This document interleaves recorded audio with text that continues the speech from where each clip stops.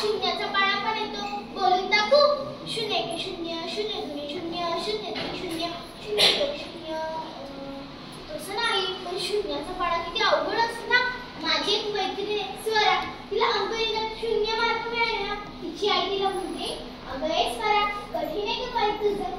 म्हणून म्हणलं तर कुठलेही पाडे तोंडपाठ नसले ना तरी चालेल, पण शून्याचा मात्र हवा आहे की नाही. मी हुशार आहेच मुळी. माझे बाबा मला म्हणतात तू खूप हुशार मुलगी आहेस, पण माझी आई मला असं कधी मात्र म्हणली नाही. अहो हे तर काहीच नाही. मला इंग्रजीमध्ये आउट ऑफ साठी फक्त एकच मार्क कमी होता. म्हणते कशी? अगं शेजारचा आशू बघ, त्याला इंग्रजी आणि गणितात पैकीच्या पैकी मार्क असतात, नाहीतर तू मीही म्हणालो आई मला जरा शेजारचा पाडा बोलून दाखव बरं.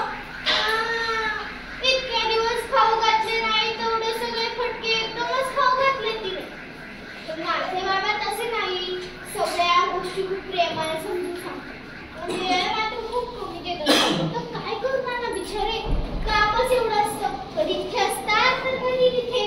पण माझे बाबा जेव्हाही घरी येतात ना, त्यावेळेस त्यांची आणि माझी धिंगा मस्ती करण्याची फेवरेट जागा म्हणजे आमचं हे टेरेस. तेव्हापासून आम्ही खूप गप्पा मारतो, खूप धिंगा मस्ती करतो, आकाशाकडे चालण्या बसतो. बाबा म्हणतात आपण त्यांच्याकडे बघतो ना तर लुटतात, हे आपल्याला हुक्क्याने उत्तर देतात.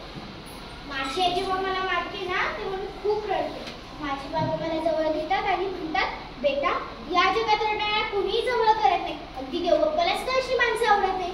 मग मीही ठरवलं आता रडायचं नाही. देवबाप्पाला जर मी आवडली नाही तरी चालेल, पण माझ्या बाबांना मात्र मी आवडायलाच नाही. अहो हे तर काहीच नाही. माझे बाबा जेव्हाही घरी येतात ना, माझ्यासाठी खूप सारे चॉकलेट्स घेऊन येतात. माझ्या सगळ्या आवडत्या वस्तू घेऊन येतात. पण कधी कधी येतो म्हणून येत नाही ना, मला त्यांचा खूप राग येतो. मग 1 दिवस होता, 2 दिवस होता, 3 दिवस होता, 4थ्या दिवशी बाबा जाऊ देतो चिव. मी त्यांच्यावर रागवली हे विसर त्यांच्या जवळ येतात. तर तुम्ही सांगा ना, बाबा एवढा महिन्यानंतर घरी येतात, सगळ्यांनी खुश राहायला हवं की नाही? ती आई नुसते ढसाढसा रडत होती. दरवाजाची बेल वाजली म्हणून मी उघडायला गेले. आईने मला थांबवलं. दारात करीनाचं काका आणि काकी आले होते. सोबत खूप सारी माणसे होती. त्यांच्याकडे एक लांब अशी पेटी होती. त्याच्यातून त्यांनी कापडात गुंडलेल्या व्यक्तीला बाहेर काढलं. हे बघून आई अशी रडायला लागली. मला खूप भीती वाटत होती. जमलेले काका काकी, मामा मामी सगळे तसे काय रडतायत? बाबा येत काकी काकी बाबा कुठे? आणि या कापडात गुंडलेल्या व्यक्तीला आई बाबांच्या नावाने हाक का मारते? म्हणजे ते बाबांनी ठेवलं होतं का? पण का?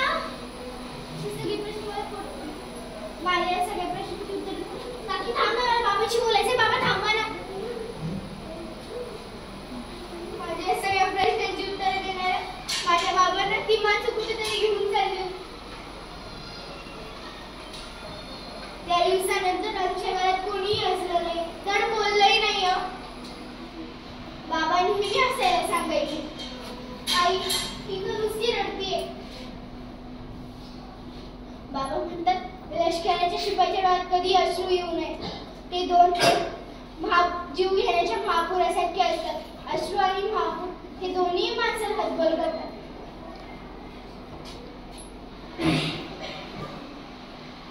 1 2 3 बाबा मला कमवत नाही व्हायचंय. या सगळ्या डायऱ्यांचे मिळून मला तुमचा चेहरा बनवायचा आहे. लहानपणी मला कुणी तुमचा चेहरा बघू दिला नाही. आता तरी दाखवा ना बाबा, दाखवा ना. एक